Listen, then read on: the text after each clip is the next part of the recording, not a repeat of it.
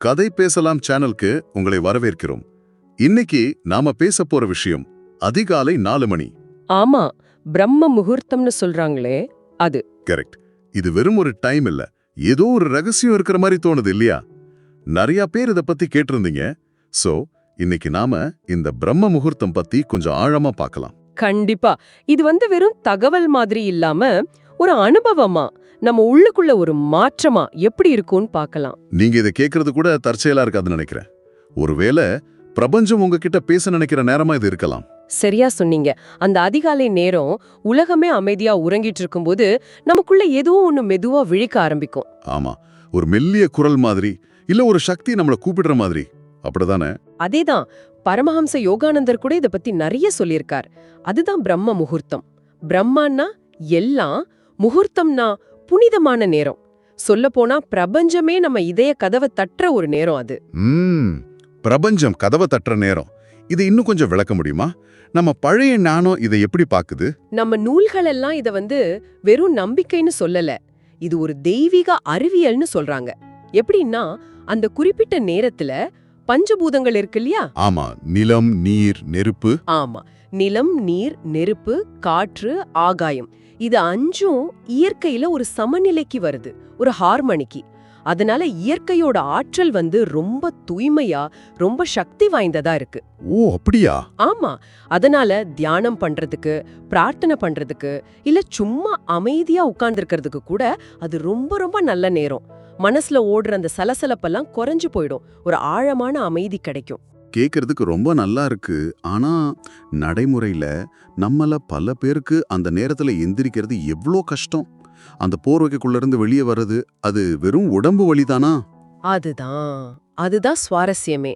அது வெறும் உடல் சோர்வு இல்ல. அதுக்கும் மேல இது மனசோட, ஆன்மாவோட ஒரு சின்ன போராட்டம். ஓ. மனசு என்ன சொல்லும்? இன்னும் கொஞ்ச நேரம் தூங்கலாம், நாளைக்கு பாத்துக்கலாம் அப்படின்னு ஏதாச்சும் சொல்லும் இல்லையா? யோகானந்தர் கூட சொல்றாரு, சோம்பல்ங்கிறது நம்ம ஆன்மாவோட உண்மையான சக்தியை மறைக்கிற ஒரு தந்திரம்னு. ஒவ்வொரு நாளும் காலையிலயும் நாம ஒரு முடிவு எடுக்கிறோம். அந்த கொஞ்ச நேரத்துக்கான ஆறாமா, இல்ல நம்ம ஆன்மாவோட விழிப்பா? சரி, அப்போ இந்த மனசோட தந்திரத்தை ஜெயிக்க நீங்க அனுப்பின குறிப்புகள்ல இருந்து அந்த 21 நாள் விதி பத்தி பேசலாமா? அது எப்படி உதவும்? நிச்சயமா.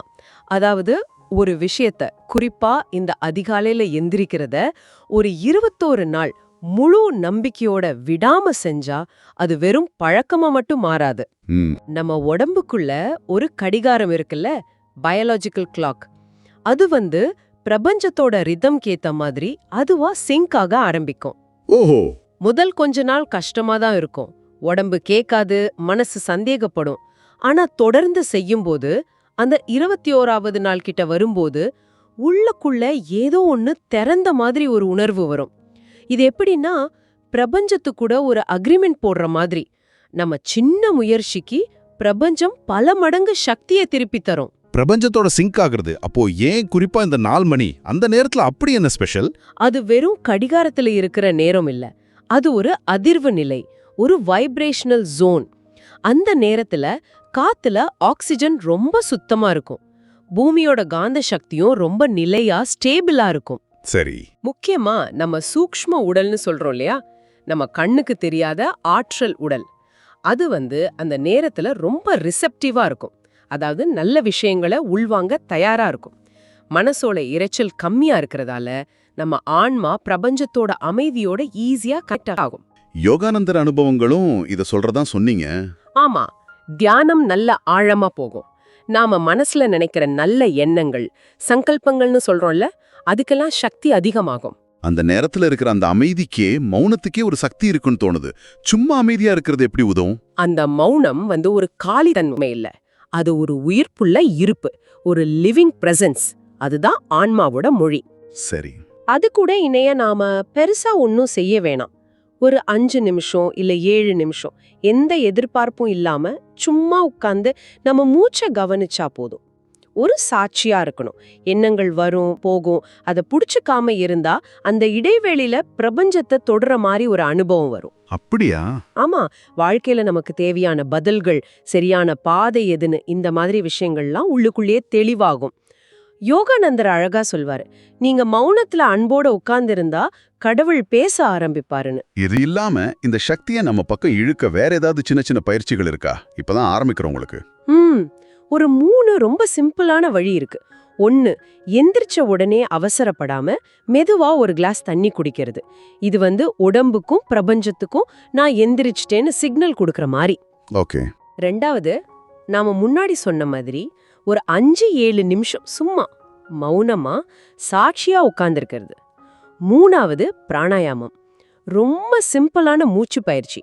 நல்லா ஆழமா மூச்சை உள்ள இழுத்து ரொம்ப மெதுவா வெளியே விடும்போது நான் தூய்மையா இருக்கேன், அமைதியா இருக்கேன்னு மனசுக்குள்ள உணர்றது.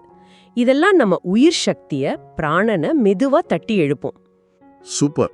இப்படி தொடர்ந்து செய்யும்போது வாழ்க்கையில என்ன மாதிரி நல்ல மாற்றங்களை எதிர்பார்க்கலாம்? இது நம்ம விதியே மாத்தும்னு சொல்றாங்களே. விதிய மாத்துறதுன்னு சொல்றதை விட உங்க உண்மையான சக்தி கூட நீங்க கனெக்ட் ஆவீங்கன்னு சொல்லலாம். பிரபஞ்சத்தோட ஓட்டத்தோட தினமும் இணைஞ்சா உங்க உள்ளுணர்வு, அந்த இன்னர் கம்பஸ் ரொம்ப தெளிவாயிடும். அதனால உணர்ச்சி வசப்பட்டு முடிவெடுக்காம ஒரு சமநிலையோட முடிவெடுப்பீங்க. உறவுகள்ல புரிதல் அதிகமாகும், நல்லிணக்கம் வரும், கவனம், புதுசா யோசிக்கிற திறன், கிரியேட்டிவிட்டி, பொறுமை இதெல்லாம் நல்லா வளரும். அதனால வேலை, தொழில், பொருளாதாரம் இதுலயும் நல்ல முன்னேற்றம் தெரியும். யோகானந்தர் சொல்ற மாதிரி ஆன்மா பிரபஞ்சத்தோட இணையும் போது பழைய கர்ம வினைகளோட தாக்கம் கூட குறைய ஆரம்பிக்கும். இவ்வளவு நன்மைகள் இருக்கு. ஆனா சில சமயம் என்னதான் ட்ரை பண்ணாலும் எந்திரிக்கவே முடியலன்னு ஒரு தடை மாதிரி இருக்கு. அதை எப்படி உடைக்கிறது? அதுக்கு முக்கிய காரணம் மனசோட மந்த நிலை. மாற்றத்துக்கு ஒரு பயம் இருக்கலாம், இல்ல தீராத உணர்ச்சி சோர்வு, இல்ல நம்ம வாழ்க்கை முறை சரியில்லாம இருக்கலாம். இதுக்கு ஒரு நல்ல தீர்வு இருக்கு. என்னது? ராத்திரி தூங்க போறதுக்கு முன்னாடி சங்கல்பம் பண்றது. சங்கல்பம்னா ஒரு ஆழமான உறுதிமொழி. சரி. நான் நாளைக்கு காலையில 4 மணிக்கு எந்திரிப்பேன், பிரபஞ்சத்தோட சக்தியோட இணைவேன், என் வாழ்க்கையில நல்ல விஷயங்களை வரவேற்பேன் அப்படின்னு முழு மனசோட நம்பிக்கையோட ஒரு 3-4 தடவை சொல்லிட்டு படுக்கணும். இது வெறும் வார்த்தை இல்ல, பிரபஞ்சத்துக்கு நாம அனுப்புற ஒரு மெசேஜ். அது நமக்கு உதவி செய்ய ஆரம்பிக்கும். அப்போ இந்த அதிகாலை 4 மணிங்கிறது ஒரு புது நாளோட ஆரம்பம் மட்டும் இல்ல, நம்ம வாழ்க்கைய, நம்ம உள்ளுணர்வ, நம்ம ஆற்றலை திரும்ப உயிர்ப்பிக்க பிரபஞ்சம் நமக்கு கொடுக்கற ஒரு மென்மையான ஆனா ரொம்ப சக்தி வாய்ந்த அழைப்புன்னு சொல்லலாம். பிரபஞ்சத்தோட அந்த வாசல்ல நீங்க நிக்க போறீங்களா, இல்ல வழக்கம் போல இன்னொரு நாளைக்கு தள்ளி போட போறீங்களா? நினைவுல வச்சுக்கோங்க, இந்த பயணத்துல நீங்க தனியா இல்ல. ஆயிரக்கணக்கான ஆன்மாக்கள் இந்த அதிகாலை விழிப்புணர்வு பாதையில ஒன்னா பயணிக்கிறாங்க. இந்த மௌனமான சக்தி வாய்ந்த சங்கத்துல நீங்களும் சேரலாம். இறுதியா யோசிக்க ஒரு விஷயம், இந்த அதிகாலை மௌனம் பிரபஞ்சத்தோட பல ரகசியங்களை திறக்கிற சாவியா இருக்கலாம். நீங்க உண்மையிலேயே அதை கவனிக்க தயாரா இருந்தா அது உங்களுக்காகவே வச்சிருக்கிற எந்த தனிப்பட்ட உண்மைய, எந்த வழிகாட்டுதல உங்களுக்கு சொல்லும். யோசிச்சு பாருங்க. கதை பேசலாம். திரும்ப சந்திக்கலாம்.